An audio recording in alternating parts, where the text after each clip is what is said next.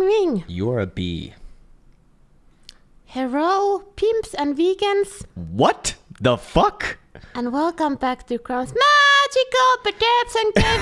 Now hit the like or I send you my stinky bathwater. Are you kidding me? That is not what we talked about. I do not support this, and you are. That is out of control. That is out of fucking control. You know what else is out of control right now? Data Dan of the Discord has sent me an NFT of our good friend Mr. Santana sucking on a nice girthy and very long, actually, dildo. In fact, with the McDonald's hat as well. Just fucking beautiful, man. We love you, Mr. Santana. No, man, I'm not gonna buy that NFT. What the actual fuck was that? And why am I being presented with this in the early morning hours, man? We need our perma bears. We need our perma bears just like we need our perma bulls. They both exist at the same side of the coin, just on opposite side of the different universe. And you know what? Without that, we don't have a market, my friends. We don't have a fucking market. And with that in mind, we should actually talk about the goddamn market over here, of which I'm going to turn off the alerts for right now. I do appreciate, of course, all of the comments coming on in, but I do want to make sure that I actually focus down in for the explanation today, because there is a lot of things to be speaking about as of right now. Anyways, with that in mind, I do want to first and foremost welcome all 832 people watching right now. Hey, good morning to you. You're way too fucking early in the morning. I didn't get enough sleep as well, and I'm also still feeling sick. But you know what? Doesn't matter. Doesn't fucking matter. There's more important things in life. And also, major thank you for the 305 likes in this video as well. It looks like Elsa's threat has worked, but look, there's not gonna be any dirty bath waters or anything like that. What the actual fuck, man? Do people actually buy that for one? I think they do, and probably whoever's selling it is getting rich as all hell. And yes, indeed, Mr. Data Dan is famous right there. I'm reading the Discord right now. That is actually hilarious. What the hell, man? What the actual fuck? That is that is some silliness, man. I just imagine that like someone, you know, fresh into the crypto sphere is getting really excited. They join the Krown's crypto Discord crew, and then immediately they're thrust in their face with a massive dildo picture in someone's mouth. Just beautiful, man. Just fucking beautiful. Exactly the kind of community that we want to be fostering here at the Air Krown Crypto channel, which is a lovely community. We got the exact right people, of which we have 150,000 people subscribed to this channel. How the hell did that happen? I don't know. My mind's still blown. Don't know ways to express my gratitude for that, or even just my understanding of that number to begin with. But hey, man, thank you for joining in. And of course, good morning to everyone out there. See Chris Biola. What's up, man? Good morning to you. Go Hans Mom, good morning to you as well. Nikki Page, our lovely moderator. Jev, good morning to you as well. Elsa69, there he is, talking to Rince. What's up, Mr. Rince? I've seen you here before. I've seen you many times before. You're almost an OG, I do believe. Dad Rackus, who else do we have? Nope, we already got Rocky G. Who else? Who else? Who could it be? Do we have the head simp Yes, we have the head simp virgin. What's up, Mr. African Crypto Warlord? My fucking man over there, Kobus Panar, and who else? Chaotic Rage. Nice name, man. That sounds like it's from World of Warcraft, actually. But you know what? I used to be addicted to that shit when I was in my early teens. Then I got addicted to other things, of which one of them was trading, and that one actually gave me something back, which was good, which was really fucking good. Good morning to you as well, Mr. Neil. Reef Keepers. Who else do I see over here? I see. I can't see shit, man, because my eyes are tired as all hell, but you know what? That's okay. Already scrolled up to the top of that. I'm going to take a sip of this coffee. I desperately need it today, and then we'll get on with the actual content of du jour, I think is the expression. Anyways, let me just sip out of this damn Krown cup of coffee. Beautiful, man. Just fucking beautiful. What did you say over there? Am I trying to speak languages? I am trying to speak languages, not successfully, however. It's been a very difficult last 24 hours. Very difficult last more like 10 hours trying to sleep, man. Holy shit. It's like too goddamn witty in this bitch to sleep, unfortunately. But you know what? We're almost there, man. We're almost there at the end of the week, kind of. Doesn't even matter anyways. It's not stopping. It's not stopping to begin with. All right, that's good enough for now. We can keep some on deck for the later explanation as well, just in case if I actually need it. But I think we're going to go for another 1,000 miles, and now we have 1,100 people watching it already, man. That is insane. 500 likes on the video. What the fuck? That just almost doubled. We're going parabolic on the old like-olas right there. I saw someone in the comments also asking, how can you keep the Jewel light? You can't. It's going to vanish in about 2 to 3 weeks from now, but you can try it out for right now in the link in the description below. It's right there for you. And what we'll do is we'll probably offer it as alongside the premium features of the Krown trading app, which is going to be at a pretty pretty reasonable price, if I do say so myself. I do have to represent that well, just because I'm very, very proud of what we put together here, and we do offer up the most data possible at the lowest price as well. Anyways, I see, hey, greetings from the UAE. Hey, good morning to you, Suze. We're actually going to go to Dubai in a couple of weeks here, or 2 to 3 weeks, whatever it is. If all goes well and the airports don't shut down, it's for Elsa's birthday actually. Because she loves Dubai. Dubai is cool, it's great, but she absolutely loves it. So I thought that would be a good little birthday gift. Anyways, okay, cool. Let's get on with it right now. Let's start it off here with Krown chain application in accordance with Bitcoin, of course. And I want to once again reference the global open interest chart, of which we've been slowly watching this march its way down. And of course, the same interpretation and same logic does apply as we've been looking at for the past year or so now. Anytime that we've seen it get over 13 billion, we typically see it reset with at minimum a 20% price correction, and at maximum about 50 to 60% price correction, of which we can pull up this first example over here from March, of course, before Bitcoin went from about 60,000 to 50,000 bucks relatively fast. Then, of course, the iteration after that would be your April highs of the past year, before going from $65,000 all-time high all the way down here with a full-on reset down to 5.5 billion actually with a B, that is at 30,000. Then, of course, getting marched back on up, of which that did go in direct accordance with what we did see at the $53,000 all-time, or not all-time high, but prior high in September, before going down to $40,000 and a GIF. And then, of course, the $69,000 all-time high was met with our new all-time high on open interest as well, before coming down to about 40,000 bucks and washing out a good amount of those positions. But again, the nuanced interpretation of this is that over the past month, especially in December, we saw this level once again get marched back on up to about 13.5 billion, that is, and the same sort of relationship it has been implied. We see another correction down, in this case coming all the way down even just below $40,000, not necessarily on a closing basis. So all of the long-term analysis is still very much valid as long as that condition is met, which we're going to harp a little bit on today, but I won't go fully into it. If you want the more long-term analysis, definitely check out the long-term analysis video that I posted over this weekend in the long-term analysis playlist, as that's going to be exactly for you. Good old 45 minutes of just Krown beating your ears up, basically. Anyways, with that in mind, we do expect the natural base of the open interest to naturally rise over time on a, of course, maturing asset. But again, when we're talking about an asset that really hasn't seen that much time between even the last high and where we're at right now, just a couple months actually, I wouldn't expect that number to be all that different. So we are getting very close to that region. We got all the way just into the shallow 11s actually. And you can see on the hourly here, on the hourly data feed, that it is starting to curl back up again. And you do see that people are starting to put on leverage positions once again. So the real question is, did we see a good enough reset on this in order to be blindly bullish off these regions? No, I would say no in this case. However, this can come about multiple ways when we see this unravel. And what I suspect is going to happen is going to play into the analysis here. And this is going to be the biggest, baddest Boolah hoping that I can give to you right now. But before we get into that, I want to go through a few more of the market data tab pieces and kind of round out this case. The exchange's net flows, we saw a humongous outflow, the biggest outflow that we've seen basically since what was this, September? Yeah, September. Or was this November? Is this, oh fuck man, I don't know if this is okay, this is definitely American timing.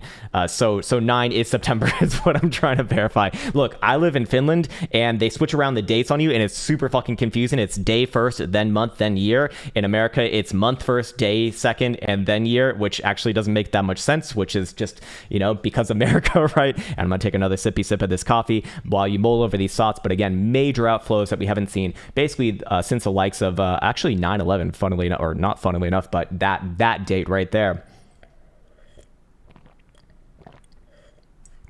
Ah, beautiful. All right, still got a little bit left in the tank as well. Awesome. Anyways, that would obviously be more on the Boolah-ish side, as you do see more and more coins come off exchanges. And yes, this data is very much verified. It's not just internal transfers. We actually go through a very, very rigorous process in order to fully confirm that that is like actual coins coming off exchanges, going into cold wallets. That is very, very important. Those are real coins coming off. And of course, we go in here to the indicator tab once again. I want to once again call out the Fear and Greed Index tab, just because we've been kind of following a bit of a narrative with this alongside price action, which of course price action matters most, but I do want to once again kind of harp on this. In the Fear and Greed Index, we are still within the extreme fearful zone. Yes, I do understand that it's probably popped up a little bit from yesterday to today, because this is a running data feed from the last closure essentially, but ultimately I am looking for something relatively similar to what we saw over the summer right here. And actually, now that I recognize it, I do need to bring this up. Ah, fuck man, I should have really I should have really prepared for this before this stream, but I was taking my own little dump-ola. So just 1 second here while I do find this. I'm sure it's going to be on Twitter if I just look hard enough. I know it's here somewhere. I'm seeing pictures of naked girls now on Twitter. That's good. That's really good. Well, let's get the pornog off. Let's turn off the stupid ass charts and watch and get real comfortable together, fellas. Let me. Who was this? Let me see if I can pull it up. Where? Okay, this has to be it. There we go. Okay, I think I can find it now. But I want to kind of make a general narrative here as I as I pull things forward. Here we go. Okay, finally I got it. All right, so I'll pull that in when it's relevant. But for right now, I want to make an analysis of like the whole underlying market dynamics plus, of course, sentiment indicators, plus most importantly, price action as well. So first and foremost, or what we're focusing on right now, after the open interest, was the fear and greed index, of which we do see it doing something very similar to what we saw over the summer lows when Bitcoin spent about 2 to 2.5 months within the very, very fearful zone right here. You can almost see a fractal relationship between what happened over here and what happened over here, essentially with that spike up just to the shy side of the neutral zone on that failed rally to your range highs on the higher term timeframes, and then slunk back on down to your range lows yet again, even testing a little bit lower than that right here. And then of course, another month's passed, and this one actually did put in the bear trap of death. So if we see something like that, and then within like the next month or so, you see that short start to let go of their positions, thus curtailing the open interest, forcing it down, that would be a really, really, really, really good sign. When our correction's over, when our bear market's over, not that this is necessarily a bear market, but certainly a correction or a downside move, it's when the last seller has sold, obviously. Just like when bull market's over, that's when the last buyer has bought. It's actually very, very simplistic, but it does get the job done. So let's go into the price action charts right here. And I want to once again draw out this relationship. I'm going to make sure that you can actually see all of it because it is important, obviously. And I'm talking about this price action right here, right? That we saw over the summer while Bitcoin did put in a major macro base at $30,000. We have a very similar price action going on right here as well in that case. And if you can watch the range highs right here, I'm talking about this area right here, you'll notice that that spike up comes exactly to the 55, that green moving average right there, just like you see right here, just up to the 55 right there. You see the first low right here, boom, okay, that's our first low right there. It slinks back on over after getting rejected at your range highs and makes an ever so slightly wick lower low, but no closing lower lows. That's very, very important, very fucking important. And you see the same thing over here as well. I'm talking about this area right here versus this area right here. Let me actually pull it out again. I realize you can't see that well. And then over the next month, we get a few anemic rallies and just a grind down from the yellow 21 all the way down here, at which point there is, of course, your bear trap, as Bitcoin did pop back above, busting on through about 32,000 bucks. That's when we called a major bear trap right there and got very, very bullish on this channel. And I'd be doing the same thing over here if that were to happen as well. But for right now, what do we kind of expect if this relationship is going to hold through over the next, few weeks here, maybe even another month and a half? Well, we'd be expecting another rally back up somewhere around the 21 in this case, which, by the way, is still well fucking below the white 200 simple in this case, which is not a good sign, by the way, long term. And then slink back on over, retest the lows again, maybe a few weeks, maybe a month, something like that. And then no closing lower lows right there, below the first initial wick. Very, very key, important ingredient again. And if that happens and we see something like this where it pops back above that range highs, that would probably be good. And that just looks like one squiggly line drawing. I also want to plot this in here as well. This is what I was alluding to earlier, and I want to talk about this adjusted dormancy flow. This is going to be the new meme within this market, obviously, but memes are powerful, right? And I definitely have my own bone to pick with a lot of the the on-chain analysts. Not necessarily that I think they're bad people. They're certainly not bad people. I think all of them are actually very, very good people. I have a high amount of respect for them. I just don't see that these things work out all that much. And they always seem to be bullish, which is just, I don't know, man, it can't always be fucking bullish, right? Anyways, looking at this right here, it would kind of play into the analysis that we have another one of these potential situations going on where we see basically anytime that we've gotten within this green zone on the chart, it has been basically a macro low. The last time we saw it get into this chart ever so slightly was actually over the summer at 30,000. Of course, the time before that was the good old flu dump of March 2020. The time before that was your macro cycle lows at 3,100 in December 2018.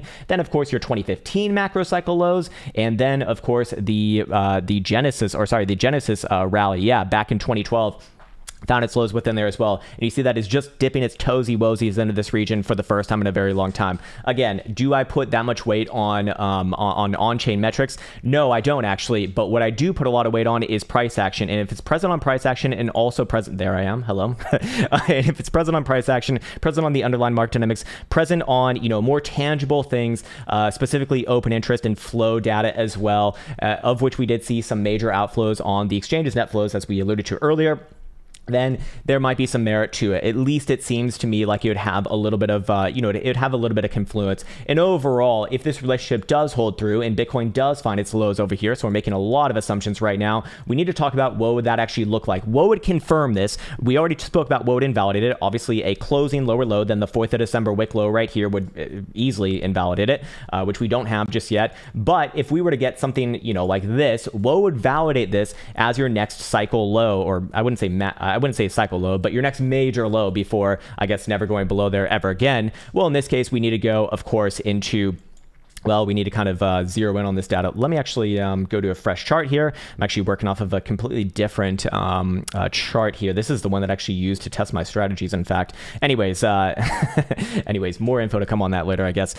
So what would essentially confirm this? Well, the obvious answer is above your daily range highs from the prior $52,000 rejection right here. Of course, that is, I do think that would be relevant to be a little bit more aggressive before that actually happens. But just like we saw over the summer, that first move up that brings you back above on an open and closing basis, the yellow 21 and by extension the 9 exponential moving average right there, that's going to be your next sort of generally good signal, and that's going to be marching its way down probably somewhere around upper $43,000 territory. So the earliest that I could reasonably see this, I wouldn't say reasonably see this happening, but the earliest that I'd really be getting excited about this for the interim would be with any sort of a daily closure back above the breakdown levels that we saw from late December, essentially, right around here at about $46,000. As long as Bitcoin's below there, it's still a pressure down. It's still a downtrend. Everything else points down. It's usually, not too profitable to be trading against the daily trend in this case for like long-term holds, obviously. So that'd be the first major thing, of course. And then the next sort of confirming factor would be back above the 55, which will be marching its way down, currently trading at about $49,000. And then the full-on confirmation, no more questions asked, talk about fucking boolah moon parties and shit like that again, would be back above $52,000 all-time highs right there, or not all-time highs, but prior range highs right there. Of course, if we go into the charts over here, which I need to make sure I'm looking at the right one. Yeah, here we go. I won't talk about the hash ribbons indicator today, although I do want to give a big shout out to Mr. Crypto Zombie for giving me a shout out for that, man. Thank you for that, brother. I miss him a lot. I changed my number and I forgot to notify people that I changed my number, and I feel like he might think that I'm ignoring him or something. Hopefully not, man. I love that guy. Anyways, what was I going to speak about right here? Yeah, let's talk about daily and higher term time frame momentum oscillators, of which we do see daily Stokes finally, or I wouldn't say finally, but officially crossing to the upside for the first time, basically since that failed December rally. And of course, this is not just on CME, it's also going to be on spot price action as well, both coming in from the same areas. And by the way, this is not just on the daily, it's also on the 2-day as well. The 2-day is going to be closing tonight at 7 p.m. Eastern time. Any sort of a cross and confirmation above today, 42,500, will actually force that baby back up from the lowest levels that we saw basically since actually November, in fact. So all of this does at least align with a bit of a reprieve rally here, perhaps somewhere right around, our medium-term time frame range highs. That's completely fine. Doesn't really do much for the long term, obviously, but perhaps something to be aware of, obviously. And if we do go through the analysis of the daily stochastic momentum as well, I'll just briefly call this out. Anytime that we have gotten all the way down to this green horizontal line right here, which I'm actually going to adjust exactly to the current low and turn of this at 8.36, that has been, some pretty nice bounces at minimum, sometimes even your last macro cycle lows. In fact, by the way, the last time we saw this level hit was in fact on the July bear trap over the summer, of course, before going from 30,000 to, basically 69,000 bucks. Great number right there.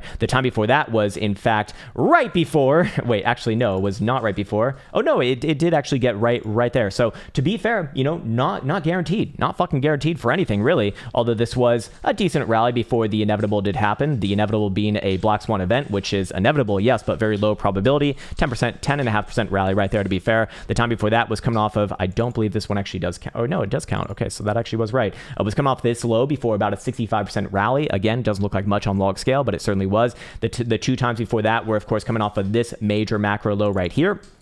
And again, a few more failed rallies, but decent rallies that we saw back over in 2018 as well. So again, it does align with, at minimum, a bit of an extension of this bounce. Thus far, I think we've seen how big of a move from bottom to top, about an 8% move. So, if it is going to fail, I guess we wouldn't be looking for too much higher, maybe somewhere around 10 to 15%, which would bring us around the medium-term time frame range highs. But here's a thing as we go into the short-term time frames, as I do want to make sure that I chart this out, because it is once again relevant, obviously. And over here on the 4-hour, I mean, nothing's really changed as far as this analysis goes, but basically 43,750 still the major area to be aware of. And as long as Bitcoin is below there, I mean, it is still more or less a short-term, medium-term time frame range-bound market. Per speaking, do I think that we're going to bust on through to the upside and probably play out a move somewhere around 45 to 46,000 bucks? Probably yes. But again, if that fractal relationship holds true, we're probably not going to see any more busting action from there. Here's the thing, though, and another thing that I want to really harp on, that's going to be a major crux of my analysis for the next few weeks to come. Or I guess, as long as this one is essentially or just not invalidated, would be the weekly 55 right here. So anytime you see a breakdown that hangs right around a major moving average like this, specifically the 55, this also happens with like a 200 one as well. The big ones, the big major moving averages one, where you see an initial break and then it kind of hangs around there for another 1 or 2, maybe even 3 periods. A lot of those times that is a potential trap setup. So a good example right here is actually, what do you know, the fucking summer one right here, right? It initially breaks below it, boom, trades below it the next week, and then pops back above. That was obviously strength, and well, I mean, the chart speaks for itself right there, obviously. Now, again, I won't go through the hash rate indicator signal on this one, but I can go out and say, hey, there has been an indicator, which I don't want to go through right now because it's going to be too damn long, that has suggested, or statistically speaking has suggested, or has shown that it has been calling the macro cycle, or not the macro, but the major lows before, never closing daily totals below there. Again, not wicks below, but daily totals below, has fired off about a few months ago in, I think it was August, back on over here. That does suggest that $37,000 or $38,000 is going to be the low before not closing below there again, if that relationship holds true. Now, is that going to be 100% always going to be working? No, we saw it fail actually back in March 2020. Again, a black swan event. Doesn't mean that can't happen again, but ultimately I would be calling these things up and just kind of playing to the analysis. So over the weekend, I'll probably put all these puzzle pieces together so that they're nice and easy to align. But for right now, I think that this will suffice as my, apparently my internet's a little bit, this is weird, man. There's something weird going on with our internet. Like it's not right. Anyways, is there anything else that I want to talk about here? Okay. We spoke about invalidation. Let's talk about invalidation targets. What happens if Bitcoin does close below the 4th of December wick lows? Well, I would be looking for an official move at minimum back down to our lows from this week, but more or less I would be looking for that official test somewhere between about $48,500 to $49,000 and then come back to it after that. If Bitcoin really starts to close below about the what was it, the 38, more like 37,500ish lows right here, at that point, we're very likely going for the full retrace of the summer and early Q4 2021 rally. But for right now, I do think that there's still a little bit of hopium. Please understand where all these things get validated and invalidated and the time frame that kind of comes in accordance with that. And again, on the greater scale, as far as this goes, it does still align with being one macro consolidation. And for what it's worth, or not for what it's worth, but I would go out here and say as well, the bearish divergence that we saw in the monthly RSI that we identified coming into, I think it was the closure of November to December, you could argue that move's already played out. This is first and foremost not a strong drive of divergence, so the 9 exponential moving average is going to be an obvious target for this. However, the 21 or just around the 21 is probably going to be good enough. And here's the thing: if Bitcoin does put in a low, basically anywhere at or above the 21, which by the way is just around that $37,000 to $38,000 target, or sorry, prior major low, then, well, we will have naturally hidden bullish divergence right here now, won't we? So with that in mind, that is a bit of a setup. And long term, if we go over into volatility indicators like the monthly BBWP, we are basically at similar volatility readings, not to last summer, but the summer prior to that, actually. So July 2020. And once the BBWP got back above the moving average on this, that is when we saw the crypto flip, to reference the Sims podcast yesterday. The flip! That's the fucking flip, man, coming out of this base right here. And by the way, all very low volatile reads on the monthly have been met with actual actual reversals to the upside after major macro consolidation. So I'm talking about this area right here, obviously before going from about 9,000 to 65,000. I'm talking about this area over here before going from 3,000 to 14,000. And then of course the 2015 lows right here before going from 200 to 20,000.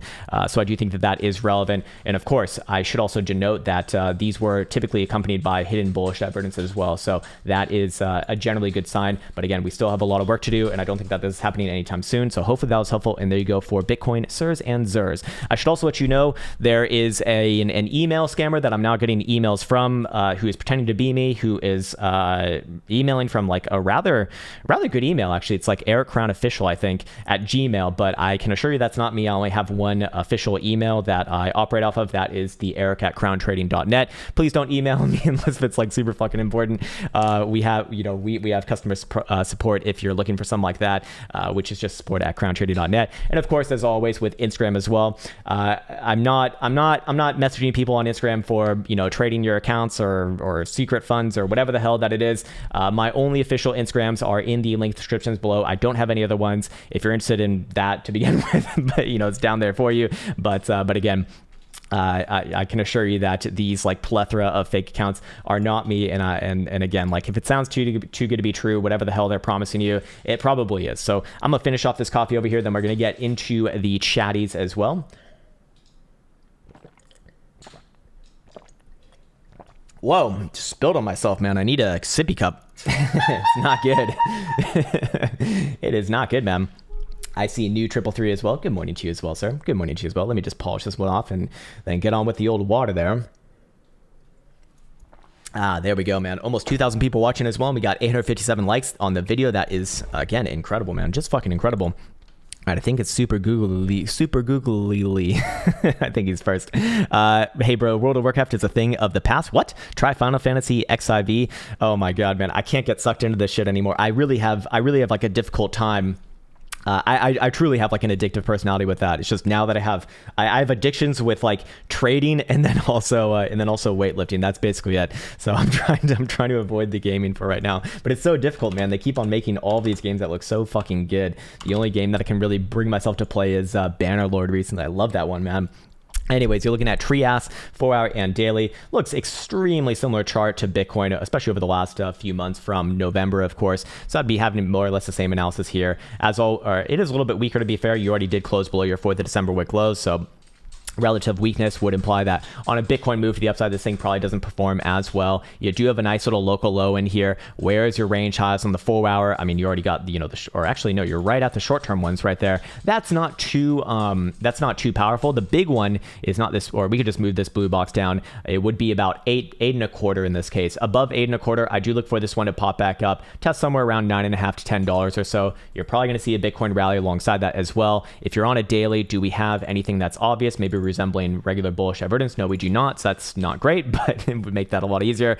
But generally speaking, I do think that you try a bit of a short-term rally from here. I even forgot to go over the short-term momentum oscillators for Bitcoin. Problem with your medium-term timeframes, like a 6-hour, is that you are going to naturally have hidden bearish divergence, assuming that this next rally does not bring you back above about $9.50 to $10. So I wouldn't, I do think that you're going to test your short-term range highs somewhere around about 820 to 8.25. So then I'd be looking for a pullback. If that pullback sets in a higher low, then I look for the daily to take over. But for right now, I'm just looking for short-term continuation off these lows.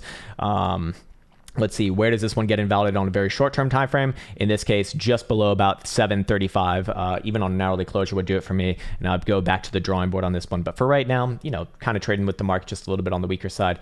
I do want to, for Bitcoin's sake, go back here and just see what the lower-term time frames are printing right here. I actually have not checked myself. Anyways, 4-hour stochastic momentum remains the upside above 42 to 40. Okay, so that does say that, or that does suggest that the rally either continues from here or we will see a pullback back down to prior short-term time frame base. Hourly turning down below about 43, so that again is showing a little bit more of potential short-term correction if Bitcoin does fail to push on through intraday here, in fact. So Bitcoin is a bit of a ticking time bomb. 12-hour good, 40,750, very, very nice. So short-term pullbacks very likely do just align with higher lows in this case. And daily, we've already looked at that. Actually, 5-day I think is going to be fully corrective down to about 46,750, and that one's not closing for another 3 days. So I suppose it's not too relevant right now. Maybe CME is closing one sooner. Nope. Well, a little bit sooner, but just 2 days, 2.5 days right there. So fair enough. Anyways, for Trias, more or less just looking for it to trade with Bitcoin a little bit weaker right there with another short-term upside move. Again, somewhere around just shallow $8 or so. I think we have Mr. TC Elliott Sound next. Says XRP hourly. Oh, dear Lord. The XRP cruise here. All right, XRP, what do we have? Well, if Bitcoin's not falling apart, probably XRP ain't falling apart as well. They're all tethered together now, aren't they? XRP actually does have regular bullish evidence. Many drives come off the lows right here. This one's actually a bit of an easier call than Bitcoin in this case. Short-term time frames like a 4-hour, as you did, or you didn't actually ask about, you asked about an hourly, are in a bit of an interesting place right here. I just want to see an hourly or 4-hour closure above about 78.5 cents. Let's just call it 79 cents in this case. I would rather be a little more on the conservative side, especially with using a shorter term time from like an hourly. If that level is taken out, I'm looking for the short-term rally to continue into the 82.5 to 83 cent region. If you're looking at a daily and weekly, okay, god damn man, like every fucking time frame, huh? Daily, based off the bullish divergence, I would be looking for that one, yeah, to work its way into the shallow 80s actually. Weekly. Again, still working on higher lows long term. I think that my LARP lines are working on this one, and you would actually naturally have hidden bullish divergence on this next weekly low, assuming that it does confirm a weekly low. So long term, what would actually look good on this one? I need to see it at minimum closing above about 86 cent. At that point, you might start to look at this one as your next weekly higher low, and it still works its way sideways and up from here in a very constructive manner. And this is actually not bad. What invalidates this whole damn thing and what makes this thing incredibly fucking bearish? Well, that'd be again closing below your 4th of December wick lows, and that'd probably send this baby back down to your summer lows in this case. But for right now, I'm probably looking at most things trading a little bit sideways and up outside of their current lows region. So I think we have, or do we have? No, I think we have. Okay, Jordy Watts fishing. Appreciate that, man. But feel free to have a message as well, sir. Sean Waller says, good morning, sirs. What's up, brother? Can you please explain to me how the leverage ratio can be so high? Rand from Crypto Banner is suggesting a short squeeze. He's a very interesting guy. I won't make any more comments on that. He's he's probably a great guy. Don't know about that analysis though. I'll just say that. Anyways, a short squeeze. Okay, so can we have a short squeeze? No, unless if shorts are like incredibly over leveraged, which yes, there are going to be some people like that, but those are the fish of the market. Those are not the people moving the market. So can you squeeze people like that? Yes. Is that going to account for like a major massive move? Probably fucking not, man. It's probably only going to account for a short-term or at most medium-term time frame move. In this case, that would be around your 43,700-ish region. Now, what can produce, I think, the similar move that you're looking for, but it is actually not a short squeeze, would simply be shorts closing. Look, you can't fucking squeeze shorts if they've been in profit for the last 2.5 months. Like, where is that coming from? I don't know. It's like, guys, I'm getting squeezed out of my position. Where's your entry? Above 50,000. What the fuck? Just silliness, man. So to be fair, I understand that these things, they sound good. People like to jump on the train. It sounds high conscious. It sounds like it's very legitimate. And hey, fair enough. Again, I'm not making any comment about him as a person. He seems like a really good person. I've never met him myself, but he seems like a good person. Anyways, as far as that as an analysis, I don't see where that would be coming from. At most, it could just be with very, very short-term time frame, late shorters. But even then, those guys are not likely to be moving the market to begin with. They probably don't have the size. So if you go over here into the actual data and you actually measure it up with the data, first things first, is that true? No, the open interest has actually been steadily coming down since basically January started, and it's come down a good amount. So no, first off, that's just not true. It's not at all-time highs. That's just simply not the case. I mean, it was at all-time highs in November, but that was quite some time ago. And again, we're talking about a differential between about 16.5 billion versus about 12 billion right now. That's a big difference in my opinion. So hey, man, fair enough.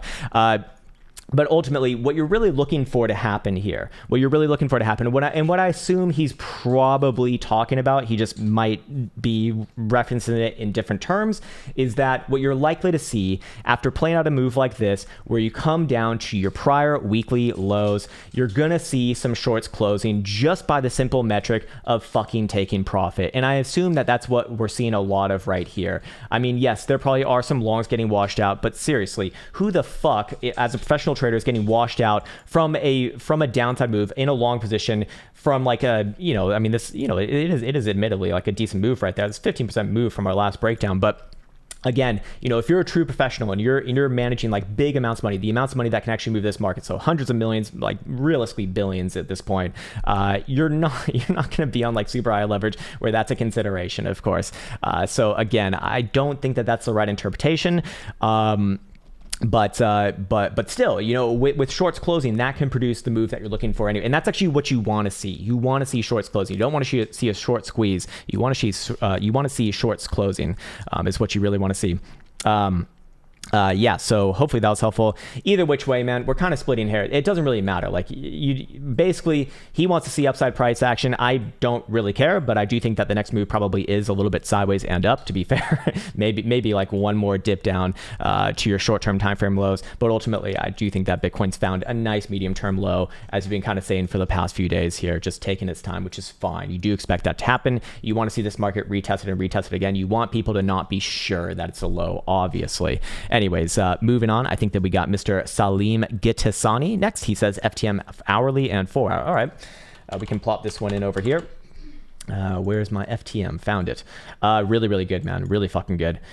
Here we have Fantom, symbol FTM versus the dollar, and this is one of the charts that's been really, really fun to follow up on, as we did hit our pullback targets based off of the 618 Fibonacci retracement right here, actually right pretty much to the T, also along the 55, and guess what? We have confirmed as of yesterday's analysis, hidden bullish divergence right here. So I am looking for this one to give another try somewhere around your $3 to $3.20 highs, and I'll be having the same analysis as yesterday as well, essentially in the sense that, hey, look, on the macro scale, I do look for the breakout with any sort of a closure above that 320 level, at minimum a medium-term time frame, preferably a higher-term time frame, and then yes, I would be looking for I almost said Bitcoin, but Fantom to work its way up somewhere around here. Between about $4 3/4 and about $5.50 on the next move over the next few weeks upon validation of that. Now, you specifically asked about shorter term time frames, so we should come up with an invalidation for this as well, although it's still pretty much the same thing. And this would be below your last low, which was 2 days ago on the 10th of January, right around 210. As long as that low is holding, meaning that as long as you're not seeing any 4 hour dildos closing below there, I'm looking for this one to trade sideways and up, and I'm just looking for higher lows. Probably the next one coming in around $2.50 if it even pulls back again anyways. However, if this were to happen, which I don't think this is happening, but if it were to happen with any sort of a closure below about 210, I would be looking for this one to fall apart and march its way down to about $1.50, maybe even $1.25 over time. I also do imagine, or actually you did ask about an hourly, so might as well do that. You're probably gonna see a short-term pullback right here, or right around here. I mean, your hourly RSIs is making significantly new highs above what you see over from even the 4th of January on a fucking hourly. So, you know, very, very likely to pull back, but I'm just looking for higher lows on this one, man. This is one of the strongest ones that we've certainly seen today thus far, and probably one of the strongest ones that we've seen this week as well. Going over here into the momentum charts, we do see 5-day stochastic is fucking vertical and playing out a nice little trend line test, guarding off the lows right there. Beautiful. And then if we go to a weekly, same thing as well, actually freshly turning up and rejecting the bearish control zone. So I really, really like that read for the long term. Personally speaking, I do think you're going to bust on through. I do think that you are going to see this one continue upwards and onwards. And, you know, over the next couple months here, this is probably going to be one of the better and bigger ones to be watching. I need to get rid of this damn notification over here. 1 second. God damn it. What? There he is, Chris Piola. What's up, man? By the way, just in the future, it's the worst idea to message me on TradingView. I actually, for some reason, just get usually really, really mad whenever someone does. It's like, what the fuck? Why are you messaging me on TradingView? It's the worst place. Usually I don't respond, but I recognize that name, so I figured, why not, man? But yeah, hopefully that was helpful on Fantom, and there you go, sir. All right, Rose, this is another one of the ones that I believe has been pretty damn strong, so let's follow up on this one as well. Let's see, this one is for Mr. Vince. Mr. Vince, he's looking at a 4 daily and weekly, and this one's actually already busted on through. This one's already doing its bust in action. I need to get rid of this damn chart. Hold on, let's go to this one. This is my regular one. I was using my strategy testing one, which I don't need right now. We need this one because this one's gonna have a little bit more information. I want to be seeing what the Jewel is doing as well. All right, let's pop this one in over here. Okay, sweet. All right, yes, so we are right at the top side of the range. Here we have symbol Rose. I think this is Oasis Network. Is that the right name? I don't know. Doesn't matter. It's good, and I'm burping because I drank too much damn coffee in the morning. Apologies on that. Very professional. Anyways, I'm sure see a few messages about that. Anyways, this one's very, very, very, very, very close to having its official resolution and thus confirming its next major, in this case, macro breakout, actually, with any sort of a closure today, or any days for that matter, above 47 cents. Right now, trading a clean 1 cent above that region, which is also the 1.618 Fibonacci extension from this current base. And you do see the beautiful setup that I typically want to see. You see a higher low right here, right around the 55 on low volatility, relatively speaking, and you do see hidden bullish evidence between this point and this point. Although that RSI is not showing it right there, it would fit the bill for that. And we do see the daily jewels also getting some upside curvature as well. So I really, really like this one. Just want to see it confirm above that region. Then yes, I am looking for this one to initiate the next move over the next week and a half to about 55 cents. I don't think that things would stop there. I would be looking for essentially a continuous move, in the following month or so to about 65 to 70 cents or so, somewhere right around there. The only way that I'd invalidate this, which by the way, the breakout has not validated itself just yet, although this is fucking good right there. Look, volume increasing. You already got your 4-hour closure above there. I would still say, daily's gonna be better, at least a 12-hour. But it's pretty fucking good. 4-hour RSI is giving a little bit of signals of potentially a short-term pullback. Again, on a pullback here, I'm just looking for higher lows. Where can higher lows come in around? Anywhere down to about 40 cents is fair game. I wouldn't necessarily make a call on exactly where I expect it to come around, but this is overall very, very good. Higher term timeframes like a weekly is a bullish engulfing dildo, just massive girth and power and strength. And I'm basically looking for this one to probably continue into these next couple weeks here, very likely with the new ultimas. In fact, you already got one for today. I'm going to go out on a limb here and say that this is among some of the better charts that we are going to see today. Where would I invalidate this one for its more long-term setup? Well, I'll do it just below about 34, 35 cents on a daily closure. Until then, this one's sideways and up, man. One of the strongest ones again. So hopefully that was helpful. And there you go for Rose, sir. Nice one, man. All right, Stefan Milicevic is back again. What's up, brother? Luna, 4-hour and daily and weekly. Yeah, let's check in on what good old Luna's Tunas is doing over here. All right, I'm already sweating like a fucking whore in church, so that's really good. That's really fucking good. Anyways, another pretty damn good chart, actually. Here we have Terra Luna, symbol LUNA versus the dollar, and what do we have? We have another higher low. Crazy, man. So I believe we hit our pullback targets at $70. It actually got a little bit below $70. That's okay. In this case, I'm still looking at this one as more or less good. It's been that beautiful sideways and up, pulling back into low volatility conditions. Hidden bullish divergence compare with your last local low right here. Beautiful. Daily jewel about to turn back up as well. I like it. I like it. Very nice. Very fucking nice. Very nice, sir. Would confirm this one as like a major low and very likely returns back around your prior highs. Well, first and foremost, I want to see a 4-hour closure above your range highs. That's going to be about 79 and a quarter would do it for me. Yes, I do think that's probably going to happen from this region. Next target would be somewhere around low $92 region. However, I would just be looking for a general sideways and up on your higher term timeframes, especially namely your weekly and monthly, both of which are still in long-term good posturings. The monthly just, backfilled on last month open, back up. So I'm going to be looking at January as likely a month of mostly consolidation, but assuming that you do hold your current higher low, which is, let's just say $70 on a daily closing basis, I am looking for that to be your major low in this case. We can talk about targets upon a macro breakout, although it's not really near there anywhere, near there just yet. But let's first look at momentum oscillators here from a stochastic perspective, and daily stochastic is turning up above $65, currently trading almost $10 above there right now. Quite good, you might say. 4-hour also nice and vertical above 71.5. Hourly, I imagine, is flippy floppy, maybe even a little bit, no, actually flipping back up above $74 about here on the next hourly closure in about 6 minutes or so. So keep that in mind. I'm generally looking at this as one of the better charts, obviously. What would invalidate this one, and what would make me quite bearish on this one? I would actually not say $70. I would say below $67 on a daily closure, as that is kind of like your low side base. I would look for this one to go for a much deeper retrace. We're talking probably into the mid 50s or so. Let me just double check over here on the weekly.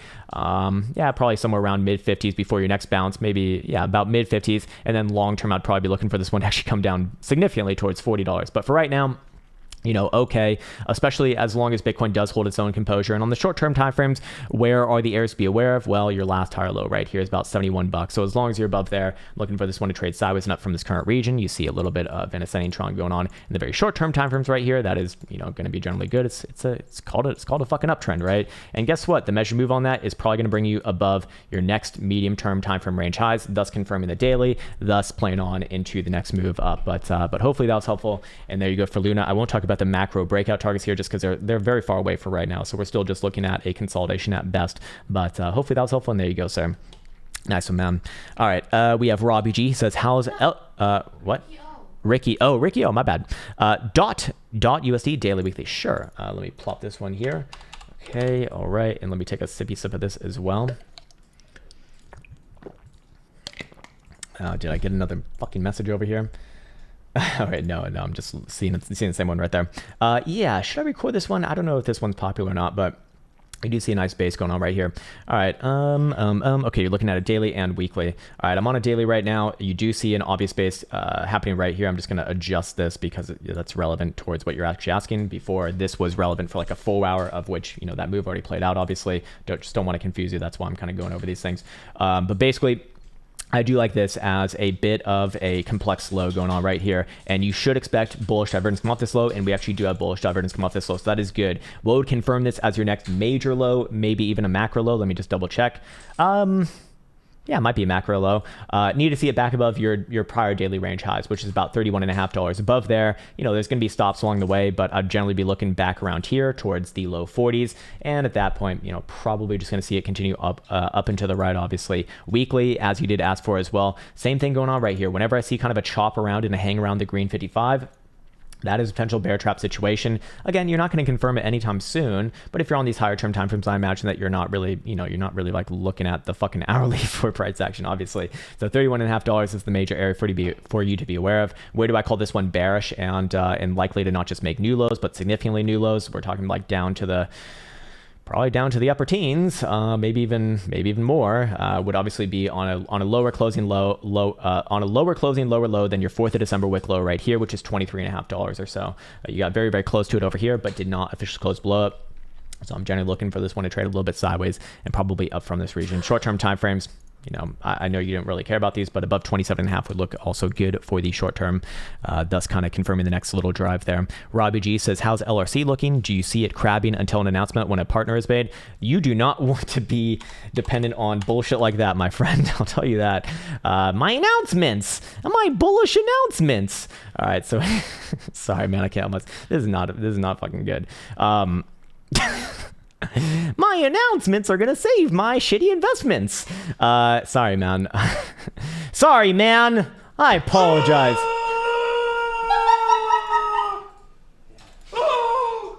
Oh God. Oh God. You got Lexington steeled, sir. Is just rolling over, man. That's really great.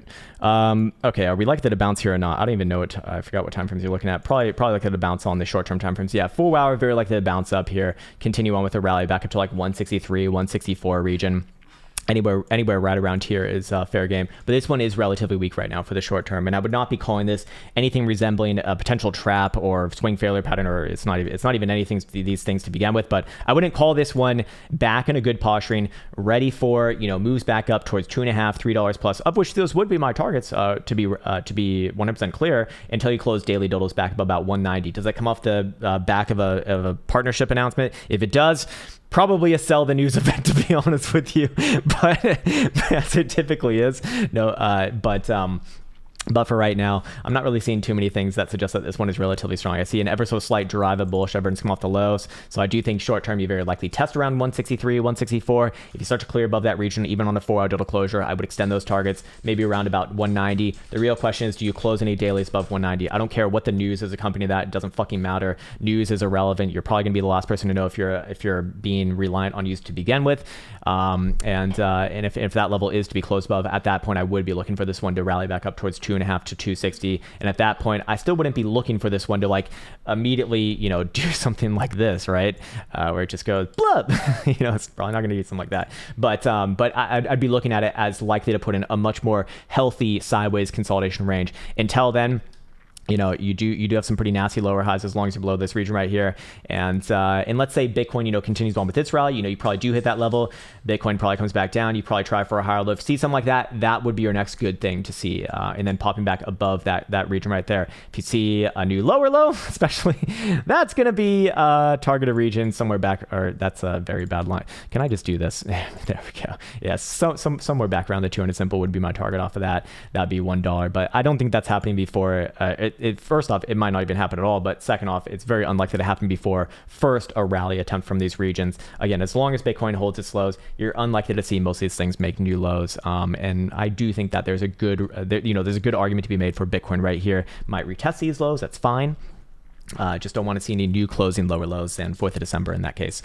Cool. All right. We have Mr. or can I? No, we have Stalk Serious. Hey, what's up, man? Good morning to you. Hey, you're from Estonia, right? our brethren over there. I was talking to an Estonian yesterday. Very interesting people. Very, very customer service oriented people. Ave USD for our daily weekly deep dive. Valhalla is awaiting us all. Is it? All right. Well, let's see. We haven't looked at this one in a very long time, actually. Let's see where we're at. So we do have something resembling a bit of a higher low on the daily, although I wouldn't say it looks like the strongest higher low, or at least not the most obvious one in its current posturing. Now that I go to a weekly, this does look better, yes. And you do actually have a really, really potentially strong bear trap setup right here. In fact, I'm going to do a completely fresh chart for this one because I think that this one's actually got a bit of, there's a few interesting things going on right here. All right, so here's obviously your weekly lows. Of course, this would be your higher low if that does work out. Where does this all get confirmed? As of just a humongous trap, Ola, that's back above about 266 in this case. At that point, I'd be looking for big returns, big fucking returns, big green dildos back up towards 450 to 525 region, somewhere around here is kind of where I'd be looking towards. And this would look really, really good for the long term, as this would be your sort of bear trap situation. But for right now, if I go down to the daily, where does it start to fall apart? Well, first off, it's not even confirmed to begin with, so need to see back above about 266 on a weekly closure, or a daily back above your range highs right here, which would be 295 in this case, also the 200 simple, so good confluence right there. One of those two conditions would do it for me. Until then, this thing can obviously come back down and retest around these lows. That's fine. It can even make a little bit of a new lower low. I just don't want to see it lower than this area right here. Or Jesus, man, my drawing not good. very ungood. As long as it's about 168, I do treat this as a higher low in the making, and it does have some indications that we kind of do, or we might see a bit of a trap going on right there. Still has a lot of work to do, obviously, but for right now, I'd give it the benefit of the doubt. I'd really only get bearish on this one if you do see a closing lower low than that. And you're probably going to see the same thing on Bitcoin if that were to happen to begin with. At that point, you're probably looking not at Valhalla, you're probably looking at Hades, or what's the opposite of Valhalla for the Viking people? Elsa should know these things. Didn't you study like Norse mythology? What do you mean opposite? Like the hell version for the Norse people. What is it? Do you guys have... Okay, you guys don't believe in hell, so fucking blasphemous. Anyways, I'm probably looking back down just below $100 if that were to happen, but I'd give this one a chance. It's actually holding up relatively well compared to many things within this market right now, especially for the short term. So fair enough, sir. You also asked about a 4 hour. Let's see what the 4 hour is looking like. Still working on lower highs, man. I'd like to see it at minimum on a 4 hour back above 231.5. Above there, this one starts to look a lot more like it's setting up for a potential bear trap. But for right now, it's it's just possible. Do we have potentially hidden bearish evidence? We do. Oh boy. So you might see a bit of a short-term pullback first. If you see a higher low happening somewhere above about $200, that would look quite good as well. So the short-term time frame is not as clear in my opinion, and you do see a bit of short-term exhaustion indications here. And we see the same thing. I think we see the same thing on Bitcoin. Let me double check. We did see hidden bearish divergence right here, but that one's already played out. I would suggest this was not a very strong drive of it, so I really wouldn't look at that as too damning just yet.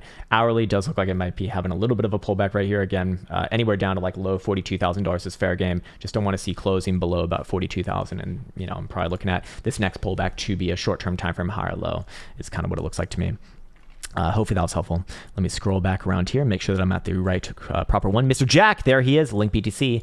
Oh, nice one, man. Fucking nice. I like looking at Link and Link BTC. I'm actually curious to see what this one does look like. Oh, you think that's funny? I like looking at Link. How dare you make fun of me? I'm sick. I didn't get enough sleep. My hair's falling out. Everything's falling to shit. And now my girlfriend makes fun of me. What the fuck? We have a new position open at the Krown trading application. If you'd like to be a customer service or represent our social medias, you can email at fuck@krowntrading.net. Link BTC testing around your range highs. Again, this is good, but you're very likely to pull back here.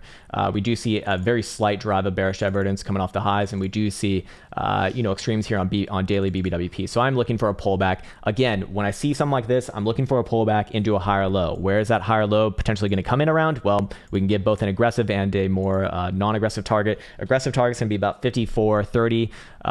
More lenient target's going to be about 5,000 even. So I am looking for a pullback from here, yes.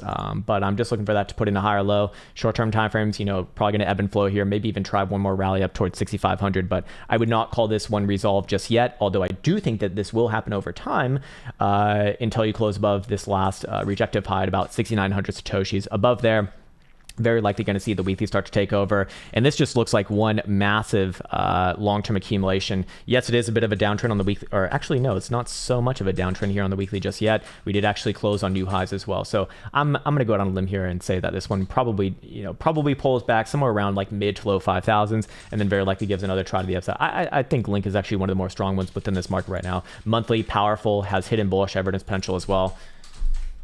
I like it. Powerful Link. I like looking at Link, okay? And I'm not afraid to say it. Justin Alexander says, Gods Unchained, daily and weekly, please, good sir. All right. What is the ticker, man? I'm not familiar with this shitcoin. Gods. I'm going to type in Gods. Hey, there it is. All right, found it. KuCoin, OKX, and FTX. All right, great. What the fuck? God fucking damn it, man.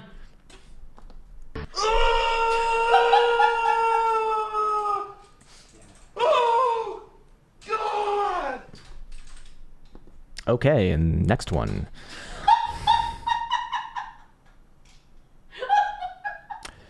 Do you want me to do an analysis on it? Yeah. Where is the next? Okay, we just looked at maybe like OKX has more. Still bad. Still shitty as fuck. Maybe CoinX. Still shitty as fuck. Maybe Huobi. Still shitty as fuck. I think we have a shitty as fuck chart, man. I think we have a shitty as fuck chart. Absolutely nothing at all whatsoever remotely bullish about this piece of highly esteemed technology as long as you're below. Dear fucking Lord, man, you got a lot of work to do on this one. 430 or so. And this is on log scale. This is what the real chart looks like. It's actually not that bad. All right, I mean, it is very, very bad, but not a humongous difference between log and linear in this case. Yeah, not great, man. Definitely one of the worst charts we've seen today, in fact. Is it going to the moon? This one's been banned from the moon. The weekly... It would appear to me that you might be getting distributed on your face. Distribution means, oh, well, that's nice. I mean, there's going to be bounces along the way, man, but it's just, you can see that it's very obviously relatively weak. So again, I'm not trying to be a dickhead to you, just having a little bit of fun on the YouTubes while looking at some shitty as fuck charts, which you put that in front of my face. So I put this in front of your face. But again, man, I'm not talking shit about you, just talking shit about this as a chart. Has a lot of work to do here, man, to put it lightly. I do think that on any sort of an upside move for Bitcoin, this one's probably just put in lower highs, and lower highs are going to be relevant as long as you're especially below 3.5, let alone fucking 430. Weekly it's not worth analyzing right here. Maybe you have some insider information on this one that it's going to go to the moon because, I don't know, Elon Musk is going to buy it or something. Who the fuck knows, man? I'm just making shit up at this point. But still, that's not real analysis. If you're looking for chart analysis, this is obviously very not good. In daily and weekly, it's not even really fair to judge it anyways because it's so new. But yeah, short-term rallies up to like $3.50 are fine. Doesn't really change anything. Nothing really changes on this thing, especially as long as it's below 430. I mean, if I want to be super conservative, I'd even say like 490. So it's got a lot of work to do there, to put it lightly. Space Chase says, "Hey Krown, based on your experience with risk management with risk management in place." I'm like, in places, like what kind of places? Does it make more sense to swing trade an asset that's confirming a bottom or a stronger asset trying to break the highs? Stronger asset trying to break the highs. So I am not a swing trader. So I want to say this first and foremost. I am not a swing trader. It just doesn't work with my personality. I don't like holding things for a long time unless if it's like a super obvious trade, which every once in a blue moon I'll get into just by happenstance. It's not my forte. It is not my edge. It is not my, you're asking like a bad person for this. You're asking mostly a range trader and somewhat of a kind of like a short-term trend trader as well. Anyways, so your question is really, really good question, though. It's a really good question. So would you rather swing trade an asset that's confirming a bottom or stronger assets trying to break the highs? So either one is fine. And you're picking out two names here, which I can make a really good case for both of them versus AVAX versus one. So I think your real question is, which one of these would you like more? So generally speaking, you want to reward the ones that have been responding relatively strong because they're going to probably have a better percentage move on an upside move. They're probably going to act higher beta to Bitcoin, and Bitcoin kind of judges the direction. Now, to be fair, a position down here for AVAX, this is, to me, I'm going to say something a little bit more on edge, but this is kind of a no-brainer position, not because it's guaranteed to work out, but for me as a trader, I think in terms of risk management, and of course, and I think actually that actually was your question. So personally speaking, I'm going to go against my own knowledge there. I would actually prefer this one just because your risk management is very obvious, right? And your risk management is just below your current lows. You're playing the higher low, you're playing the macro bottom. So it makes it very, very simple. Now, does this one have a higher probability to fail than one that's breaking out? Actually, no, because breakouts do have a higher probability to fail. But that's if you're thinking in the macro scale, then yes, because you're comparing a breakout to a bottom when you should be comparing apples to apples, right? But in terms of AVAX versus Harmony in this case, let me just pull up Harmony. Let me just see that, this one is already around its highs. This one's very likely going to have a nice rally upon confirmation above its highs.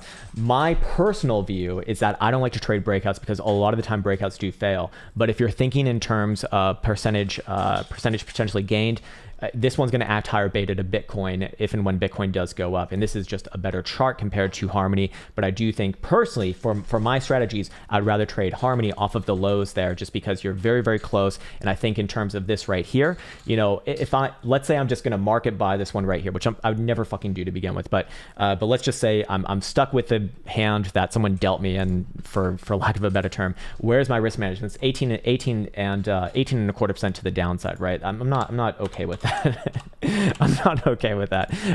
On Harmony over here, I'm gonna guess it's a little bit less, about 10% in this case, and you're coming off the lows. So, you're a lot more likely to get a bounce off of this region, and and at least get a chance to get out profitably. The other one, you're probably gonna be fine as well. But for me, I'm not going to hold that trade anyways. So I need to be very thorough with the way that I explain this because it's coming from my preferences, and both of those are equally, good setups, to be quite honest with you. And honestly, Harmony is probably going to be the better in the more short term.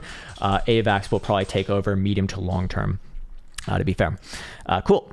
All right. Stop. Cheers. You're from Chicago? What the fuck? All right. My bad. All right. I'll just quickly get to that one. And then we'll get to Mr. Adil M. Okay. So you're looking at Ethereum. Yeah, we haven't done no one asked about Ethereum. Ethereum's like a dino coin now too. People are treating Ethereum in the same way that they treat Bitcoin now from 2017. Kind of funny. Okay. Should we talk about Ethereum? Should we not? Let me see how many videos I've already recorded for today. I did Space Chase, but I have not done a deal, and I'll do a deal next. I just happened to catch this one really, really quickly there. Maybe I don't do this one. I think I have too many videos already. Anyways, Ethereum, again, off the lows, relatively weak to be fair. And maybe I do record this one. Here we have Ethereum, ETH versus the dollar. And off the lows, this one is having a little bit of a weaker response than most of this market. But again, whatever Bitcoin does, I'm not going to not look for Ethereum to do the same thing as well. Looks like I already got my LARP lines in here, of which they are apparently working, funnily enough. that is just weird. And right now you are testing your short-term time frame range highs at 32.85. Any sort of a closure above there, even on an hourly, and I would be marching my targets up all the way towards 34.20 to 34.50ish region. Sorry, more like 34.50 to 34.75 in this case. That's where things become a lot more interesting for your higher term time frames. But for right now, do we look for a pullback coming off this current time frame range high? Test of your short-term time frame range highs? Probably yes. I mean, you are going to see naturally some hidden bearish divergence right there as you are putting in higher highs on the RSI RSI already. So short term probably does pull back a little bit. Pullbacks down to 3150, 3170-ish region are completely fine. I would start to get a lot more on edge about this thing and call it at minimum a retest of your $3,000 lows. If you start to close hourly dildos below about 3130 in this case, below there, big problems. Until then, short-term pullbacks are fine. Something like this would be completely fine for another higher low. And then again, the same thing applies for your 3285-ish region. Above there, then we start to look at the next major region at 3475, any sort of a daily closure above there. And I do look for Ethereum to put in its first real rally attempt with bigger targets back up somewhere around about 37, maybe even 3800 in that case. But keep in mind, just like for the month of December, we kind of had to be bearish on this one as long as it was below about 4130, of which you got plenty of tests there, but no confirmations above. Well, same thing's going to apply here too. Not so much to 4130 or 4100 now, but more or less to this region right here between about 3830 to I'm going to guess like 3880-ish region. So as long as you're below there, I would not call this one a macro like bottom or any stretch or anything like that. But for right now, higher term timeframes, you're coming off the 55. We hit that target from, I believe it was late last week, something like that. So I'm looking for a bounce off this region regardless of whether you're bullish or bearish, and at least chop around a bit. And if Bitcoin shows a little bit of strength after the short-term pullback, I probably look for Ethereum to do the same thing as well. I'm curious what the monthly looks like as well here. You seeing that first major move down to the 9? I mean, that's intense right there. You will have hidden bullish evidence if you do confirm a local low here, but that's really far away. I'm curious to see what stochastic momentum looks like as well, just to see if this lines up. I'm going to guess it probably does, but let's see. Just confirm, yeah, daily stochastic remains the upside above 3,032. 5-day is still correcting down to 3776. That's quite a fair bit. 2-day, which is closing tonight at 7 p.m. Eastern time, is going to be turning up above 3,200, which you are currently trading about $25 above. 4 hour is going to turn down below 3150, so still a little bit of room there. And hourly is already freshly down, hard down, in fact, below 3250 as well. So hoping that, or at least I'd hope for the bulls, that the short-term correction, just aligns with a quick and painless higher low somewhere right around here, and then another try to the upside around end of day or at latest tomorrow, Thursday. Hopefully that was helpful. And there you go for Ethereum. Although I should talk about, like, let's say, worst case scenario, what happens or where would I look for on a continuation move to the downside if this one breaks its current low side structure? 2750 to 2750. 2750.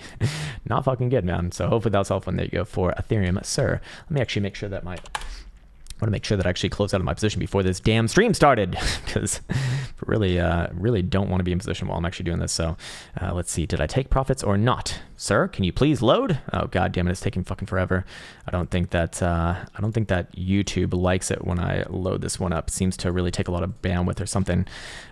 Anyways, all right, yeah, I think, we're okay. Okay, beautiful. All right, I'm going to turn that off because apparently that's really fucking with the internet right now, and get back onto the comments over here. Okay, now it's a DLM. He's looking at looks. My looks. To go on this terrible forum, man, called bodybuilding.com, the MISC section. This thing is not even trading, man. And people would always be talking about my looks. This thing has been around for 2 days, man. 2 days. Hourly's good. People would always complain about their looks. Like, man, these girls don't like me, and I know it's because of my looks. Like, maybe it's because you sound like a bitch. I'm a simp, though. I am a simp. Anyways, yeah, man. Very interesting place. Great place. A lot of fun times. I'm actually looking for this one to continue up here, but there's no real analysis that I have on something like this. Way too new. But this is fine. Probably continues for another drive, but I don't have any targets. I don't have anything to be going off of. I'm just looking at this as a general uptrend, and been around for two whole days, baby. 2 whole fucking days. 2 very long days. Let's see. Jack Essman says, could you look at Matic BTC? Yeah. Let's see what this one's looking like. I think Matic's still looking pretty constructive and pretty damn good long term. See what the Bitcoin pairing looks like. You're looking at a daily and a 4 hour daily. Very good.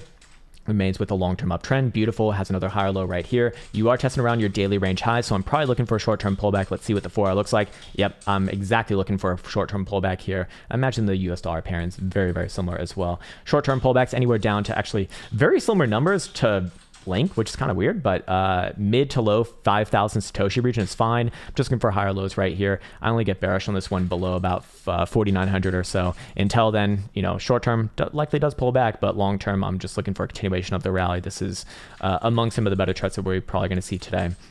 So, you know, compare a chart like this compared to, you know, some of those just straight down charts that we've seen today. Like those are relatively weak. This one would be relatively strong. This one definitely deserves its credit and merit and attention, of course, as well. I only get bearish, like I said, below about 4,900. And even at that point, I'm looking for major lows at around 4,400, maybe 4,300, something like that. But yeah, short term very likely does pull back here. G-Dubs W says, lol, love your humor. You think this is humor? Can you check Gala for me? No problem, ma'am. Meant to put hourly time frame? No problem, ma'am. I got you. Ooh. Sorry.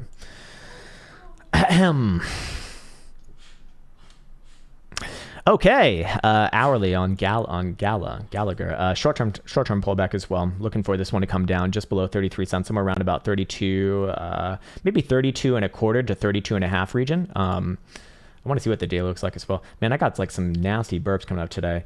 And again, you do have a potential for a swing failure pattern here. Your swing failure pattern is going to be confirmed with a daily back above basically your short-term time frame range highs, in fact. So this would be front runnable, in my opinion, back above. Okay, was it there or there? Hold on. That'd be, okay, that seems a little bit aggressive, but I would say it'd be front runnable back above about 36 cents in this case. Technically speaking, if you want to be super conservative, you'd be looking at about 39 and a quarter. But for right now, you know, showing a little bit of short term, or I guess, you know, a potential right here, potential. Yeah. Again, it is kind of difficult for me to. This one is relatively weak in the short term. That's kind of the problem with it, which is why I don't want to be so lenient towards it, especially if Bitcoin pulls back. If this one gets destroyed, how will you know? Big problems below about 31.5 cents. Until then, I'm just looking for a short-term time frame pullback and hopefully a higher low for this one alongside Bitcoin. If you see that next move up above those critical levels, then you know you might have a trap situation, which will be confirmed on no less than a daily. And you know I would be more conservative on this one for the swing failure pattern. And that would have to be back above 40 cents. I know I said a much lower number earlier, but I don't think that would be wise in this particular situation because this one's just, you know, it's been overperforming to the downside, if you will. Cool, or maybe not so cool. Anyways, I'm going to plot back in over here. I see Meeker's Adventure says Data Dan needs to marry me. We just looked at Gala, so all good there.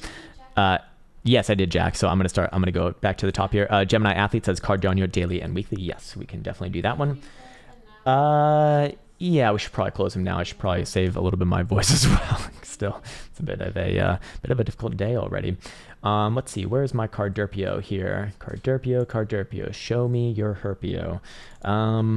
Yeah, okay, we do have a nice drive of bullish. Everyone's come off the lows right there. I would say that this one's actually unconfirmed, at least in my view. I want to see this one really close by about a $1.22, and then I'd be looking for short-term moves up towards 128 or so. Going over here on the 4 hour, do I look for a short-term pullback here, kind of in line with the rest of the market? Yeah, I do think so. Anywhere back down to about $1.17 is completely fine. Big problems below about 114 in this case. Until then, you know, short-term pullbacks presumably make another higher low there, assuming that Bitcoin doesn't lose its own luster. But again, you know, in terms of relative strength, relative weakness, this one's certainly relatively weak here. Let me find your damn comment, sir. Chantel Dugdale says, hi, I'm following you from Elio Trades. Love your broadcast. Thanks. I appreciate that. And welcome to the cave. It's a little bit different here than Elio Trades channel, although I love him. He's actually, I consider him a really, really good friend. But I just have to warn you, when you get into this damn cave over here, things get a little bit more silly, which some people like, some people don't like. So fair enough. Anyways, as far as Cardurpio goes, sorry, you're on a daily and weekly, so you don't care about that time frame. Let's go back to a weekly in this case. This one's going to look really, really good, like you have a major low end, like a macro low end most likely, of about 147 on a weekly. So again, it has a lot of work to do here, obviously, but assuming that your invalidation conditions are not met, you know, if Bitcoin pushes its way through here, you're probably going to see this thing push through as well. You know, your monthly basically had no bounces the whole way down since September.